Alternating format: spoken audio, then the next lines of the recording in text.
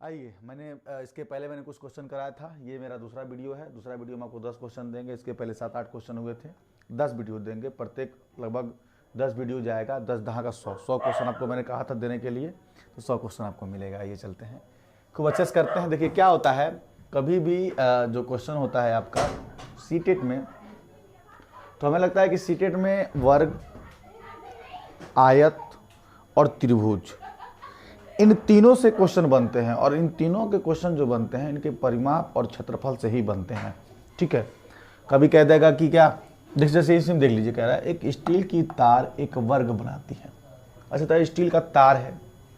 अब स्टील का तार होता है कि वो मुड़ भी जाता है।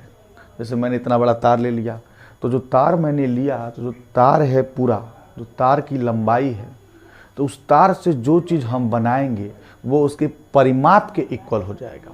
ये आपको समझना। अगर ये समझ में आ रहा है तो आप आसानी से कर जाएंगे। अगर ये समझ में नहीं आता है तो बड़ा मुश्किल हो जाएगा करने में। देखिए इसमें क्या कह रहा है, कह रहा है कि एक स्टील की तार एक वर्ग बनाती है। मैंने एक तार को लिया जिससे क्या बना जाता है, वर्ग बनाती है, जिसका क्षेत्रफल 121 वर्ग सेंटीमीटर है। सबसे पहली बात है, कब क्षेत्रफल कह दिया है तो क्षेत्रफल पे आएंगे। मैं आपको बता दूं, ये है वर्ग, इसको बताते हैं ये क्या है, वर्ग। यहाँ हम बनाते हैं आपका आयत। थोड़ी सी इस पर डिस्कशन करेंगे जिससे समझ में आवे आप लोगों को आयत।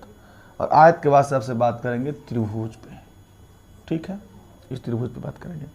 इसको कहेंगे क्या, आयत, और इसको बोल रहे हैं क्या, त्रिभुज। त्रिभुज, ठीक है।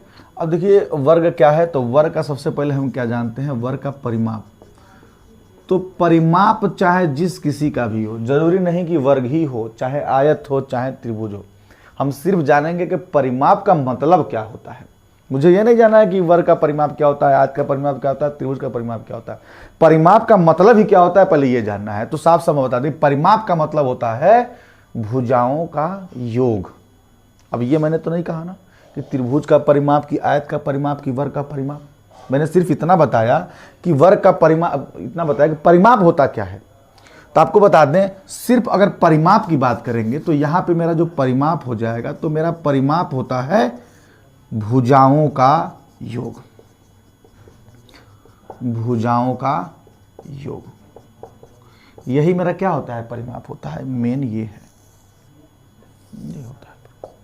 ठीक है, अब ये कंडीशन बता रहा है कि अब ये नाम दे रहा है कि वर्ग का परिमाप क्या होगा, आयत का परिमाप क्या होगा और त्रिभुज का परिमाप क्या होगा। जब नाम देगा तो सबसे पहले वर्ग की कंडीशन आपको पता होना चाहिए कि वर्ग बनता कब है, वर्ग होता क्या है, आयत क्या होता है और त्रिभुज क्या होते हैं।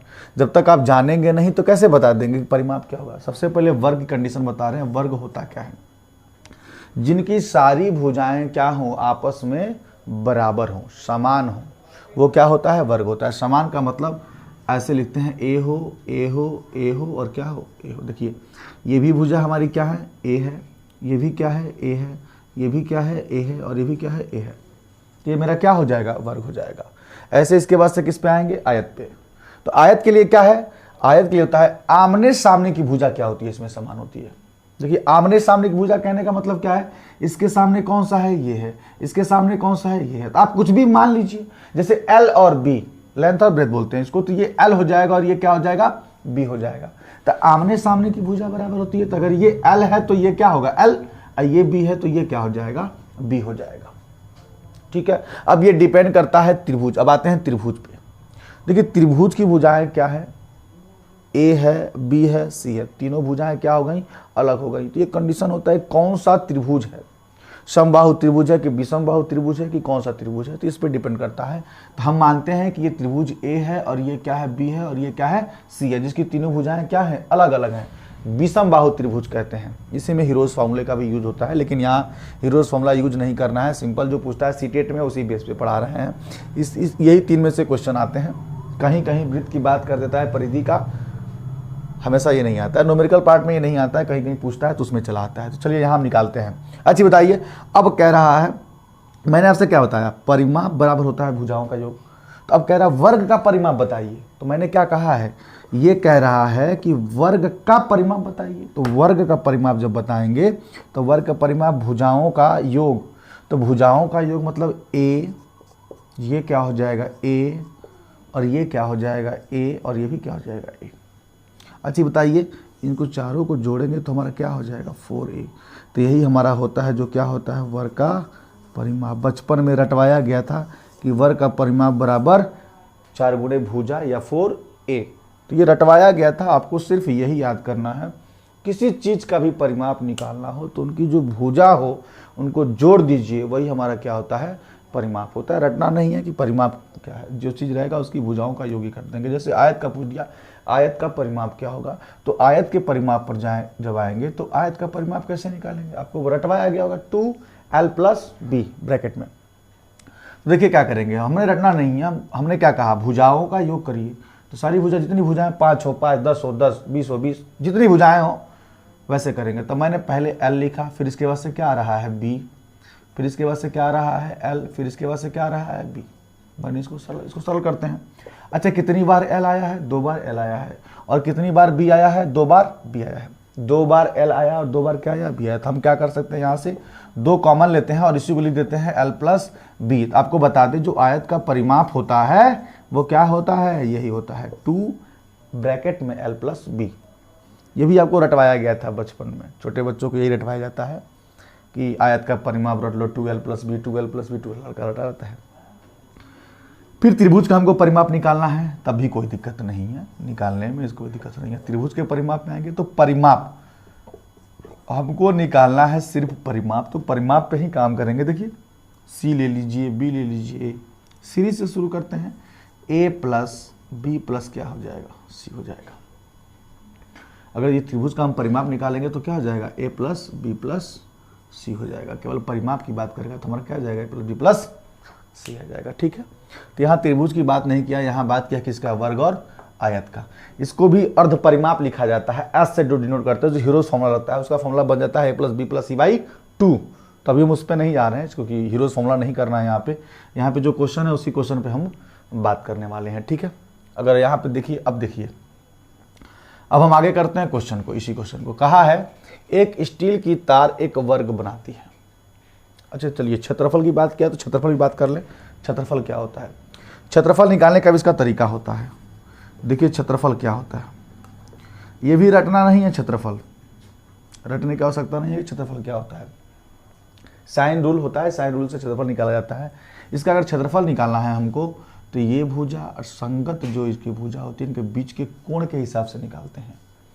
जैसे हो जाता है हमारा कितना, ये भुजा इंटू ये भुजा, इन दोनों भुजाओं के बीच में बना हुआ कोण साइन के रूप में कितना कोण होता है, वर्ग में सारे 90 डिग्री होते हैं। तो 90 ले लेंगे तो हो जाएगा हमारा कितना, a इंटू बी, तो दोनों a ही हैं, तो a इंटू साइन 90 का मान होता है 1, तो a², तो भुजा स्क्वायर होता है। तो हमको नहीं ये सब करना है कि साइन उनके चक्कर में नहीं पड़ना है, सवाल करना है। तो हमारा हो जाएगा भुजा का स्क्वायर मतलब a का स्क्वायर होता है। अभी मैंने बताया था ना, b इंटू एल चाहे l इंटू बी, इनके बीच में 90 डिग्री कोण बनाएंगे तभी वही बनेगा। तो इसका जो क्षेत्रफल हमारा हो जाएगा, इसका क्षेत्रफल कितना हो जाएगा, l इंटू बी। इसका भी क्षेत्रफल निकालना है। इसका क्षेत्रफल निकालने के लिए क्या करते हैं, इसका क्षेत्रफल होता है, इसका क्षेत्रफल होता है, इसमें एक हाइट भी होता है। ठीक है, एक हाइट होता है। तो यहाँ से लेंगे तो हो जाएगा हाफ लंबाई इंटू क्या हो जाएगा, चौड़ाई। अब ये लंबाई क्या है, चौड़ाई क्या है, ये जब त्रिभुज पे आएंगे तो बात करेंगे। इसमें लंबाई क्या होता है, कौन सा त्रिभुज बना रहा है, कौन सा त्रिभुज नहीं बना रहा है, वो यहाँ बात करेंगे कि लंब क्या है। ये सब ज्योमेट्री के पार्ट हो जाएंगे, लेकिन यहाँ का जो पार्ट है इसको हम आपको समझाते हैं कि कैसे होगा। लेकिन सीटेट की बात करें, सीटेट में ज़्यादा अंदर तक नहीं पूछता है। ठीक है, प्राइमरी में अगर आप अपर लेवल में जाएंगे तब इसमें थोड़ा बहुत ज्योमेट्री से पूछ सकता है, लेकिन यहाँ तक जो आपका क्वेश्चन पूछता है ठीक पूछता है और सरल पूछता है। अब ये क्वेश्चन को आप सरल कर सकते हैं। अगर आपका इसका नॉलेज नहीं होता तो आप इस क्वेश्चन को सरल नहीं कर पाते। तो ये क्वेश्चन को बताने के लिए मैंने विस्तार से ये चीज़ करा दिया है। अब इस क्वेश्चन को करके दिखाते हैं ये क्या कह रहा है। कह रहा है एक स्टील की तार एक वर्ग बनाती है। मैंने कहा एक स्टील का तार है, मान लीजिए तार ले लिया। अब तार की जो लंबाई होगी उससे जो चीज़ हम बनाएंगे वही तो परिमाप का काम करेगा। उस तार से वर्ग बना दीजिए तो वर्ग का परिमाप ही, क्यों परिमाप क्यों, अभी क्या बताए थे। अच्छा तार है, अब तार लिए हैं, तार को ऐसे मोड़ दिए, फिर बीच में ऐसे मोड़ के बना दिए, तो जो तार का लंबाई होगा वह लंबाई यहाँ से गया है। और ज़्यादा दिक्कत हो रहा है तो यहाँ से इसको तोड़ दीजिए, तार दीजिए, ऐसे खड़ा कर दीजिए पूरा, तो वही तो लंबाई ही तो आ जाएगा। तो यहाँ से हमारा क्या बना रहा है, वर्ग। कह रहा है एक स्टील की तार एक वर्ग बनाती है। मैंने कहा ठीक है, स्टील की तार एक वर्ग बनाती है जिसका क्षेत्रफल कितना है, 121 वर्ग सेंटीमीटर है। अच्छा ये बताइए, मैं यहाँ पे सरल करके आपको दिखाता हूँ, इतना भी वर्ग बनाती है जिसका क्षेत्रफल। अच्छा ये बताइए, वर्ग का क्षेत्रफल, बात किसका किया है, वर्ग का, वो क्षेत्रफल कितना बनाती है, 121। अच्छा हमारे अनुसार इसका क्षेत्रफल कितना होता है, ए स्क्वायर, तो हमारे अनुसार हो जाएगा ए स्क्वायर और उसके अनुसार कितना हो जाएगा, 121, क्योंकि उस तार का जो तार से बना है उसका क्षेत्रफल, और हमारे अनुसार जो ये भुजा का क्षेत्रफल दिया हुआ है किसका, वर्ग का, वर्ग बनाया है, वर्ग का क्षेत्रफल 121, हमारे अनुसार क्षेत्रफल कितना होता है, ए का स्क्वायर। तो यहाँ से ए का मान निकालेंगे तो हमारा आ जाएगा 121, किस में आ जाएगा, रूट में, और आपको पता है 121 11 का ही होता है, तो ये कितना आ जाएगा हमारा, ए का मान कितना आ गया, ए। अच्छा बताइए, अगर ए का मान 11 है तो ये इसका परिमाप जो रखेंगे तो ये क्या हो जाएगा, 11 11 11 और क्या हो जाएगा, 11। ठीक है, तो अगर 11 11 रखेंगे तो यहाँ से हमको क्या मिल गया, यहाँ से मिल गया कि जो वर्ग का परिमाप है वो हमारा कितना है, 11 चौका 44। इसका मतलब वर्ग का परिमाप, हमको परिमाप पता चल गया, इसका वर्ग का परिमाप कितना है, 44 है। अब देखिए क्या कहा है उसके बाद से, सेंटीमीटर है। यदि इसी तार को एक आयत के रूप में मोड़ा जाए, अब देखिएगा बिल्कुल सही कहा, वर्ग का परिमाप कितना है, 44, फिर क्या किया है, उससे क्या बनाया है, आयत बनाया है। लेकिन आयत का परिमाप क्या होता है, अच्छा वही तार तो सेम है ना, उसी से वर्ग बना रहा है, उसी से आयत बना रहा है, तो छोटा बड़ा तो नहीं हो जाएगा, जितनी लंबाई होगी उसके परिमाप भी वही लंबाई के इक्वल हो जाएगा। कहने का साफ सेंस है कि अगर आयत पूछ रहा है तो आपको बता दें, यहाँ आयत होता है 2l + b, इसका परिमाप होता है, और इसका परिमाप यहाँ कितना दिया हुआ है, 44, तो यहाँ लिख लेंगे 44, 2 से काट दीजिए, कितना आ गया यहाँ पे, 22 आ गया। तो l + b का मान कितना आ गया, 22 आ गया। लेकिन यहाँ एक चीज़ और दिया हुआ है, जिसकी चौड़ाई कितनी है, 8 सेंटीमीटर है, चौड़ाई 8 सेंटीमीटर है, मतलब b का मान कितना दिया हुआ है, 8 सेंटीमीटर। तो l + b कितना हो जाएगा, l + 8 कितना हो जाएगा, 22। तो पूछा है लंबाई बताइए कितनी है, तो 22 में से क्या कर देंगे, 8 को घटा देंगे, यहाँ 22 में से 8 को घटाएंगे तो हमारा आ जाएगा कितना, 14। तो साफ साफ हमारा आंसर आ जाएगा इसका कितना, 14 सेंटीमीटर। ऑप्शन नंबर डी बिल्कुल करेक्ट आ गया। ठीक है, तो ये काफ़ी अच्छा क्वेश्चन है, और इस तरह एक ही क्वेश्चन नहीं, जितनी बार सीटेट का पेपर हुआ है, ऑनलाइन जो पेपर हुए हैं, आप उस पेपर को देखिएगा, प्रैक्टिस सेट उठा करके देखिएगा, एक भी मेरा पढ़ाया हुआ क्वेश्चन ऐसा नहीं है जो प्रीवियस ईयर का ना हो। मैंने 100 क्वेश्चन इसमें छाटे हुए हैं, 100 क्वेश्चन आपको, ये PDF है, आपको डाल दिया जाएगा, आप देख लीजिएगा, सारे 100 क्वेश्चन आपको ये मिल जाएंगे। अब बहुत अच्छे अच्छे सवाल इसमें 100 क्वेश्चन में, लगभग 20 सेटों से इसको निकाल करके मैंने बनाया हुआ है। ठीक है, तो चलिए अब आते हैं आगे, क्लास करते हैं। आगे क्लास क्वेश्चन पे पहले नंबर क्वेश्चन करा दिए थे, थोड़ा सा बड़ा हो गया था, लेकिन कोई दिक्कत नहीं है, बिना समझे करने से कोई मतलब भी नहीं है। अब इस क्वेश्चन को कराते हैं, इस क्वेश्चन को ध्यान से सुनिएगा। क्वेश्चन नंबर 2, 3, 4, एक क्वेश्चन पहले कराए थे 5, इसके बाद से 5 क्वेश्चन और आपको इस बोर्ड पे देंगे, 10 क्वेश्चन हो जाएंगे, 10 ही क्वेश्चन रहेगा। एक दिन में 10 क्वेश्चन करना है, 10 दहा के 100 क्वेश्चन आपका टारगेट है, 100 क्वेश्चन हम खत्म करवा देंगे। ये भी क्वेश्चन बड़ा इंपॉर्टेंट है, बहुत ज़्यादा पेपर में आता है। देखिए क्या कह रहा है, एक ऑटो रिक्शा का मीटर पहले 2 किलोमीटर यात्रा के लिए 25 रुपये का और उसके बाद प्रति किलोमीटर यात्रा के लिए 8 रुपये का भाड़ा दिखाता है। मानस, आप अपने को मान लीजिए आप ही मानस हैं, मानस ने अपने घर से अपने कार्यालय 249 रुपये भाड़ा दिया, उसके घर से कार्यालय की दूरी कितनी है, दिया पैसा है, पूछा है कि कितनी दूरी चली है। जब पैसा देंगे तो पता चल जाएगा कितनी दूरी मैंने चला। सबसे पहले इस क्वेश्चन में क्या ध्यान देना है, ये ध्यान देना है कि उसने 25 रुपये भाड़ा पहले ही ले लिया 2 किलोमीटर के लिए। कहने का सेंस है, आप 1 किलोमीटर भी चलेंगे तो कितना ले लेगा, 25 रुपया, और 2 किलोमीटर चलेंगे तब भी 25 रुपया। लेकिन अगर 2 किलोमीटर के बाद जा रहे हैं तो 2 किलोमीटर बाद जाने से प्रत्येक किलोमीटर का वो 8 रुपया ले रहा है, तो ये बहुत अच्छी बात है। टोटल मिला के पैसा दिया कितना, टोटल मिला के पैसा दिया गया 249 रुपया। अच्छा 249 में पहले 2 किलोमीटर का तो 25 रुपया दे दिया है ना, तो पहले 2 किलोमीटर का 25 रुपया हम क्या कर दें, बाहर कर दें। अब पहले 2 किलोमीटर का 25 बाहर करके 9 में से 5 का कितना आ जाएगा, यहाँ पे हमारा 4, और यहाँ हो जाएगा 4, 4 में से 2 गया 2, और ये 2 का 2, 224 रुपया। उसको 2 किलोमीटर को 25 रुपया देने के बाद भी मुझे कितना देना पड़ा, 224 रुपया एक्स्ट्रा देना पड़ा। कब, जब प्रत्येक किलोमीटर 8 रुपया जोड़ा है तब। अच्छा बताइए, 1 किलोमीटर का क्या रुपया ले रहा है, 8 रुपया, 2 किलोमीटर का 16 रुपया, 3 किलोमीटर का 24 रुपया, तो इसका ऐसे करते करते कितना लिया है, ₹24 लिया है, तो 224 रुपया लिया है 1 किलोमीटर का 8। तो देखेंगे कि जो प्रत्येक किलोमीटर एक्स्ट्रा चले थे वो कितना चले थे। तो यहाँ से हम क्या कर लेंगे, भाग कर लेंगे। यहाँ से भाग करेंगे तो हमारा हो जाएगा कितना, 8 दूना 16 और 16 6 22, 8 अठाई 64। इसका मतलब कितना दूर चला था, 28 किलोमीटर एक्स्ट्रा चला था, और 2 किलोमीटर पहले जिसका भाड़ा मैंने घटा दिया था। तो 28 ये और 2 का जो 25 रुपया दिया था, टोटल पैसा कितना दिया था 249। तो 28 ये और 2 किलोमीटर वो, टोटल मिला के कितना चला 30 किलोमीटर। तो हमारा ऑप्शन कहाँ है 30 किलोमीटर। तो 30 किलोमीटर हमारा क्या हो जाएगा, बिल्कुल सही हो जाएगा। ध्यान से करिएगा इस क्वेश्चन को, ना समझ में आए तो बैक करके पीछे करके दोबारा देखिएगा, तब समझ में आएगा। 1-2 बार खुद से करिएगा, क्योंकि इस तरह का क्वेश्चन पेपर में आता रहता है और आएगा सीटेट में, ठीक है। अब आते हैं आपके तीसरे नंबर के क्वेश्चन पे, ये भी पेपर में आता है। कह रहा है वह संख्या क्या है जिसमें 88 और 160 को विभाजित करने पर शेषफल क्रमशः 3 और 7 आए। सबसे तुरंत लगाने का तरीका देखिएगा, शेषफल क्या रहा है 3 और दूसरे में क्या रहा है 7। अच्छा 88 में से ही तो 3 शेषफल हमको लाना है, तो 88 में से अगर 3 शेषफल लाना है तो पहले ही 3 घटा दीजिए, यही तो करेंगे, पहले 3 घटा दीजिए। 160 में से क्या कर दें, 7 को घटा दें, तो हमारा शेषफल आ ही जाएगा। तो 88 में से अगर 3 को घटाते हैं तो हमारा कितना आ जाएगा, यहाँ पे 85 आ जाएगा। यहाँ से जब 7 को घटाएंगे तो हमारा कितना आ जाएगा, 7 घटेगा तो आ जाएगा 163 आ गया। अब बताइए, इसका मतलब इन ऑप्शन से हम भाग करें तो ये संख्या क्या हो जानी चाहिए, कट जानी चाहिए। क्यों कट जानी चाहिए, क्योंकि मैंने ही पहले ही क्या कर लिया है, 3 घटा दिया है, यहाँ पहले क्या कर दिया है, 7 घटा दिया है। तो आसानी से क्या हो जाएगा, कट जाएगा। तब उसमें भाग देंगे तो शेष आ जाएगा। देखिए क्या 85 13 से कटता है, 13 चौका 13 55 नहीं कटेगा। अब देखिए 17 चौका 68, 17 पचे 85 कट जाता है। इसका मतलब 17 होने की संभावनाएं हैं, और 17 तो 163 भी कटना चाहिए, 17 नमा 163, 17 बिल्कुल हमारा ऑप्शन क्या हो गया, सही हो गया। ये है सबसे अच्छा मेथड, सबसे अच्छा तरीका, वरना आप भाग देते रह जाएंगे और निकालते रह जाएंगे। क्या होगा, साफ साफ क्या करिए कि 3 को घटा दीजिए, 85 है। यहाँ 7 को क्या करते हैं, घटाते हैं, 163 घटाएंगे। क्यों, क्योंकि हमको इतना शेषफल लाना है। इतना में जब आप 17 से भाग करेंगे, 17 पचे 85, देखिए 3 आ गया।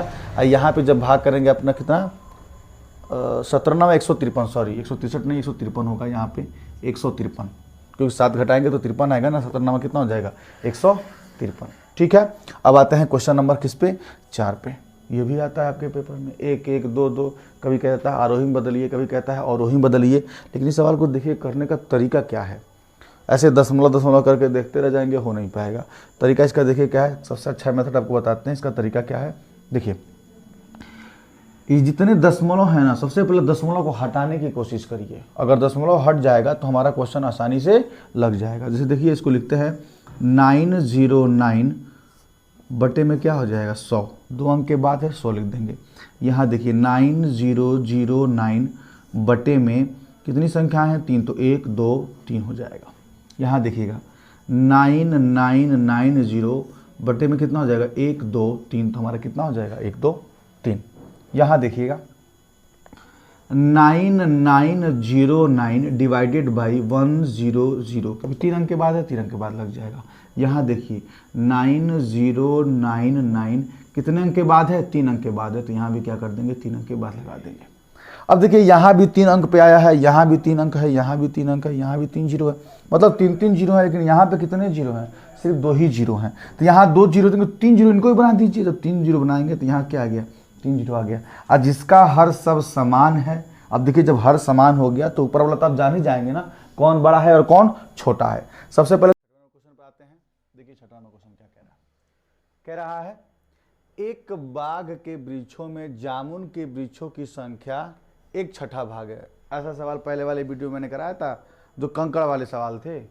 मैंने कहा था ना, कहीं जामुन देता है, कहीं गुलाब देता है, कहीं फूल देता है, तो सवाल सेम होता है, प्रोसेस सेम ही है, बस नाम बदल देता है। 6वां भाग है, आधे वृक्ष यूकेलिप्टस के हैं और बाकी पीपल के वृक्ष हैं। आधे वृक्ष किसके हैं, यूकेलिप्टस के, और बाकी किसके हैं, पीपल के वृक्ष हैं। यदि जामुन के वृक्ष की संख्या 6 हो तो बाग में पीपल के कितने वृक्ष हैं, उस बाग में बताना है कि पीपल के कितने वृक्ष हैं। सबसे पहले देखिए जैसे से कह रहा है वैसे से करेंगे। एक बाग के वृक्षों में जामुन के वृक्षों की संख्या 1/6 भाग है। मैंने कहा जामुन है तो हम लिख लेंगे जामुन, और कितना है 1/6 भाग है तो 1 कितना हो जाएगा 6। आधे वृक्ष यूकेलिप्टस के हैं, यूकेलिप्टस के कितने हैं, आधे वृक्ष हैं, तो 1 क्या मान लेंगे 2 मान लेंगे, दिया है। और बाकी क्या है, पीपल के वृक्ष हैं, इसके बाद से जो बचे हैं पीपल के वृक्ष। यदि जामुन के वृक्षों की संख्या 6 हो तो बाग में पीपल के कितने वृक्ष हैं। मैंने कहा था अगर ऐसा क्वेश्चन कभी भी आता है तो आप इन दोनों का मल्टीपल मान लीजिए या फिर इसका एक एलसीएम मान लीजिए, जो भी इच्छा हो। मैंने कहा कि उस बाग में टोटल कितने हैं, मैंने कहा 12, मल्टीपल माना मैंने, 6 दूना कितना मान लिया 12। अगर मैंने 12 माना है तो क्या कह रहा है, जामुन के वृक्ष की संख्या 1/6 भाग है। अच्छा, जामुन के वृक्ष की संख्या 1/6 भाग है तो किसका, कुल बाग का, तो बाग का 1/6 करेंगे तो 6 का नाम 6, 6 दूना कितना हो गया 12। इसका मतलब जामुन के वृक्ष कितने हैं, 2 हैं। देखिए जामुन के वृक्ष कितने बच रहे हैं, 2 हैं। अब क्या कह रहा है, इसके बाद से क्या बोला है, आधे वृक्ष यूकेलिप्टस के हैं। आधे वृक्ष मतलब 1/2 क्या है, यूकेलिप्टस के हैं, तो 12 का ही निकालेंगे 1/2, तो 2 1 नाम 2, 2 6 कितना हो जाएगा 12। इसका मतलब यूकेलिप्टस के कितने हैं, 6 हैं। अब क्या कह रहा है, और बाकी पीपल के वृक्ष हैं। इसका मतलब टोटल कितना था, 12 था, 12 में से 6 2 8 किसके किसके हैं, जामुन के यूकेलिप्टस के, तो बाकी जो बचेंगे तो बाकी किसके हैं, पीपल के हैं। तो पीपल के हमारे कितने हो जाएंगे यहाँ पे, 6 2 8 और 4 कितना हो जाएगा 12। पीपल के कितने हैं, 12 है। तो पूछा क्या, यदि जामुन के वृक्षों की संख्या कितनी है, 6 है। अच्छा ये बताइए हमारे अनुसार कितना है, 2 है, वो क्या कह रहा है 6 है, तो हमारे अनुसार 2, उसके अनुसार कितना है 6। 1 का मान निकालें कितना हो जाएगा 6/2। तो पूछा है बाग में पीपल के कितने वृक्ष हैं, पीपल के वृक्ष कितने हैं 4, तो गुणा किससे करेंगे 4 से। अगर ये कहता पूरा कितना है तो पूरा किससे गुणा करते हैं हम, 12 से, तो यहाँ से कर लेंगे तो 2 1 9 2 और 2 दूना 4, 6 दूना कितना हो जाएगा 12। इसका मतलब कितने हो जाएंगे हमारा आंसर 12। जो हम माने थे वही हमारा क्या हो गया, हमारा आंसर हो गया। देखिए फिर से एक बार सुन लीजिए क्या कह रहा है, एक बाग में वृक्षों में जामुन के वृक्षों की संख्या 1/6 भाग है। बाग मैंने माना कितने हैं 12 है, उसके 6 भाग, तो 6 भाग करेंगे तो 1/6 कितने हो गए 2। आधे यूकेलिप्टस के, आधे का मतलब 1/2, तो 12 के 2 कितना आ जाएगा 6। यदि जामुन के वृक्षों की संख्या 6 है, अच्छा हमने निकाला जामुन की संख्या कितनी है 2 है, वो क्या कह रहा है 6 है। 1 का मान निकालेंगे 6 कितना हो जाएगा 2। तो पीपल के कितने वृक्ष हैं, जब 12 निकालते हैं पीपल के वृक्ष कितने आते हैं 4, लेकिन यहाँ से जब निकालेंगे तो हमारा कितना आ जाएगा 6/2 × 4। इसका मतलब कितने थे 12 थे। तो पीपल के वृक्ष कितने थे 12 थे, तो हमारा आंसर कितना आ जाएगा 12। अगर यही ये पूछ दिया होता कुल वृक्षों की संख्या कितनी है उस बाग में, तो कुल वृक्षों के लिए क्या माने थे आप 12, तो गुणा किससे कर लेंगे 12 से। तो यहाँ से 12 से गुणा करेंगे तो कुल वृक्ष निकल जाएगा। पीपल का निकालना 4 से करेंगे, यूकेलिप्टस का पूछेगा तो 6 से कर देंगे, यहाँ से हमारा आंसर आ जाएगा। ठीक है, अब आते हैं 7वें नंबर पे। कह रहा है गोपाल जी के पास 8 गाय हैं। गोपाल जी के पास कितनी गाय हैं 8 गाय हैं, और प्रत्येक गाय 2 लीटर दूध देती है, रोज 2 लीटर दूध देती है। अच्छा बताइए अगर रोज 2 लीटर दूध देती है तो एक दिन में कितना देती होगी। 8 गाय हैं, एक गाय अगर 2 लीटर देती है तो 8 गाय कितना दे रही होंगी 16 लीटर दूध दे रही होंगी। एक दिन में कितना आ रहा है, एक दिन में आया मेरा 16 लीटर दूध देती है, जिससे वह पास के होटल में 15 रुपये प्रति लीटर के हिसाब से क्या करता है बेचता है। अच्छा बताइए 1 लीटर का दाम है 15 रुपया, तो 16 लीटर का दाम कितना हो जाएगा, 16 गुना कितना हो जाएगा 15 के हिसाब से बेचता है। यदि वह जून के महीने में हर दिन दूध बेचता है तो वह कितनी राशि कमा लेगा। अब ये देखेंगे कि जून कितने का महीना होता है, क्योंकि 30 से नहीं गुणा कर देंगे, जून देखेंगे कि क्या है 30 है कि 31 है। इसके देखने का तरीका होता है जनवरी फरवरी मार्च अप्रैल मई जून। जून जो होता है हमारा किसका होता है 30 का होता है, इसमें गुणा किसे कर देंगे 30 का, क्योंकि प्रत्येक दिन की बात किया है ना। देखिए एक दिन में 16 लीटर दूध दिया, 1 लीटर का दाम कितना 15, कितने दिन तक दिया है 30 दिनों तक दिया है, मतलब जून पूरा दिया है। इसका गुणा कर लीजिए, इसका गुणा करेंगे कितना आ जाएगा हमारा, ध्यान दीजिएगा 15 3 45, यहाँ हो जाएगा 450 और गुणा क्या हो जाएगा 16। अब 450 में 16 का गुणा कर दीजिए, 45 गुणा 16 करेंगे कितना आ जाएगा 16 × 5 = 80, 1 0 पहले से था यहाँ 1 0 बढ़ा लेंगे 16 कितना हो जाएगा 80, और 16 चौका 64, 64 और 8 कितना हो जाएगा 72। इसका मतलब कितना रुपया 7200 रुपया। देखिए 7200 कहाँ है, तो हमारा ऑप्शन क्या आ गया, बी आ गया। सबसे आसान तरीका। अब तरीका क्या है इसमें, तो सिंपल से करते जाना है, ठीक है। इसके बाद से ये करेंगे, ठीक है। अब आते हैं अगले क्वेश्चन पे। अगला 8वां नंबर क्वेश्चन, इसके पहले 7 नंबर क्वेश्चन करा दिए थे। अब आते हैं 8वें क्वेश्चन पर। कह रहा है 2 सही 3/4 kg और 3 सही 1/4 kg चीनी के पैकेट से 1/8 kg चीनी के कितने पैकेट बनाए जा सकते हैं। इसके कहने का साफ मतलब है कि ये इतना केजी और इतना केजी अगर दोनों को मिला देते हैं तो एक छोटे पैकेट में, जो उस पैकेट में 1/8 kg का आवे तो कितने पैकेट आएंगे। ध्यान दीजिएगा, 4 दूना 8, 8 और 3 कितना हो जाएगा 11। हमारा आया 11/4 प्लस का 4 3 12 और कितना हो जाएगा 13, 13 बटा क्या हो जाएगा 4। इन दोनों को जोड़ दीजिए, 11 और 13 हम यहाँ जोड़ देंगे, हमारा कितना आ जाएगा यहाँ पे 24 आ गया। अब बटा में क्या हो जाएगा 4, 4 6 24। इसका मतलब टोटल कितने केजी है 6 केजी है। टोटल कितना केजी चीनी है 6 केजी है। इस 6 केजी को क्या करना है, हमको बनाना है कितना पैकेट 1/8 पैकेट बनाना है। अच्छा 1/8 पैकेट बनाएंगे तो इसी में तो बनाएंगे 1/8 पैकेट 6 केजी से, तो 1/8 पैकेट बनाएंगे तो हमारा कितना हो जाएगा 8 चला जाएगा ऊपर, तो 6 इंटू क्या हो जाएगा 8। इसका मतलब हमें कितना बनाना पड़ेगा 48 पैकेट बनेंगे। कितने पैकेट बनेंगे 48 पैकेट बनेंगे। क्या हमारा ऑप्शन कौन सा है, बी ऑप्शन बिल्कुल सही है। ये क्वेश्चन कई बार आया है हर पेपर में। जब भी आप देखिएगा प्रीवियस ईयर का पेपर चाहे उसके पहले का पेपर, उसमें हमेशा ये क्वेश्चन पूछा रहा है। पैकेट वाले क्वेश्चन बहुत सारे आए हैं और ये भिन्न वाले ही आते हैं। इसमें कुछ किया नहीं जाता है, दोनों को जोड़ दिया जाता है। जितने पैकेट बनाए जाते हैं, एक पैकेट छोटे पैकेट में जितना आ सकता है उसको क्या कर देते हैं, उससे भाग कर देते हैं। जितना आता है वो हमारे पैकेट के रूप में आता है। अगला क्वेश्चन देखिएगा 9वें नंबर क्वेश्चन पे, थोड़ा तेज चल रहे हैं। एक विद्यार्थी का स्कूल उसके घर से 5 किलोमीटर दूरी पर है। ये कोई विद्यार्थी है, उसका जो स्कूल है कितने दूरी पर है 5 किलोमीटर। घर से उसकी दूरी कितनी है स्कूल की 5 किलोमीटर दूरी पर है। यदि वह 100 मीटर प्रति मिनट की गति से सुबह 100 मिनट प्रति मिनट की गति से सुबह कितने बजे चलता है 7:45 पर चलना शुरू करता है, तो वह स्कूल कितने बजे पहुंच जाएगा। सबसे पहले यह ध्यान दीजिएगा 100 मीटर प्रति मिनट, इसका मतलब कहने का साफ सेंस है कि 1 मिनट में वो चलता कितना है, ये देखेंगे ना। तो 1 मिनट में कितना चला है वो 100 मीटर चलता है। ये बहुत बड़ी बात है, ये इसको ध्यान से सुनिएगा। फिर से कह रहा है प्रति मिनट 100 मीटर चलता है और उसकी जो घर की दूरी है, स्कूल की जो दूरी है वो घर से कितनी है 5 किलोमीटर है। अच्छा बताइए 5 किलोमीटर है, इसका मतलब उसको मीटर में बदल दीजिए तो 5000 मीटर हुआ ना।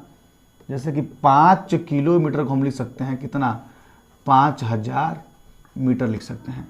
तो हमको क्या करना है 5000 मीटर चलना है, तो 5000 हमको यहाँ पे मीटर पे कितना लाना है 5000 मीटर लाना है। तो इसको 5000 मीटर लाने के लिए क्या करेंगे 50 से गुणा कर देंगे। अब 50 से गुणा यहाँ करेंगे तो यहाँ भी क्या हो जाएगा 50 से गुणा हो जाएगा। इसका मतलब ये कितना हो गया 5000 मीटर कहिए, या इसको क्या बोल दीजिए 5 किलोमीटर।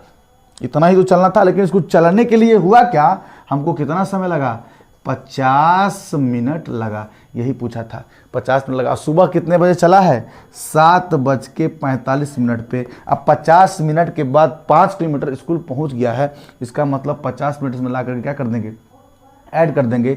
अब 50 मिनट ऐड करेंगे तो हमारा हो जाएगा 7:95। कहीं होता है 7:95, नहीं होता है। तो इसमें क्या करेंगे 1 घंटा ला करके इसमें जोड़ देंगे। 1 घंटा जोड़ने का मतलब क्या हो जाएगा, यहाँ से हमारा 60 मिनट बराबर 1 घंटा, तो 1 घंटा ला जोड़ेंगे तो ये हो जाएगा 8 घंटा निकालें 60 तो कितना आ जाएगा 35।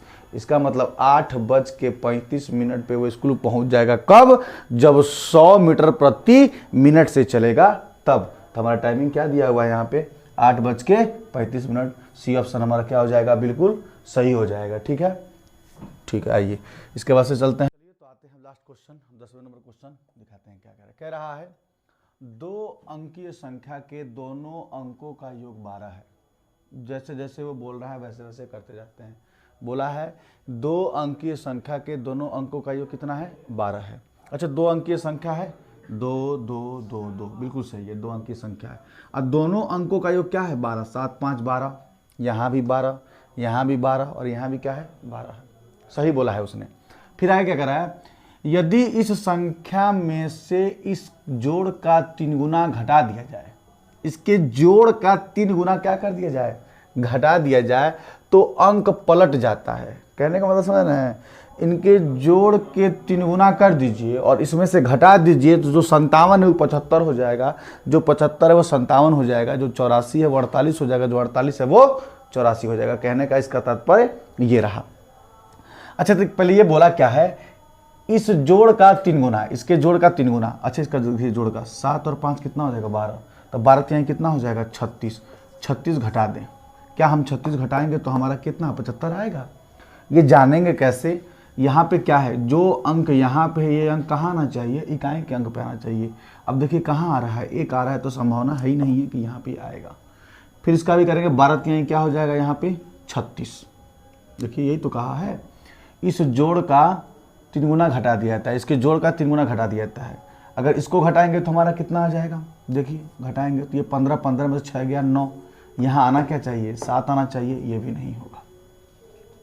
फिर कितना 8 4 12, 12 यहाँ कितना हो जाएगा 36, यहाँ 36 घटाएंगे तो ये हो जाएगा 14, 14 में से 6 गया कितना आ गया 8, और यहाँ कितना हो जाएगा 7, 7 में से 3 गया 4, कितना आ गया 48। ये क्या था 84। जरा ध्यान से सुनिएगा, था कितना 84, लेकिन जब इसके इनके जोड़ के 3 गुने को घटा दिया गया तो आ का गया 48।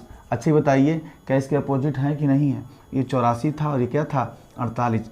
8 इधर चला गया, 4 इधर आ गया, देखिए 4 इधर आ गया, 8 इधर चला गया। तो यही तो पूछा था। तो क्या होता है, आपस में संख्या पलट जाती है, तो वो संख्या है क्या, वो संख्या हमारी क्या है 84। तो हमारा आंसर कितना आ जाएगा 84। ठीक है, तो ऐसे ही क्वेश्चन और भी आपके सामने आते रहेंगे। 10 क्वेश्चन ये चला गया है। ठीक है, अब तीसरे नंबर की वीडियो में जो आएगा फिर 10 क्वेश्चन कराते रहेंगे। ऐसे ही 10 वीडियो आपको मिलेंगे।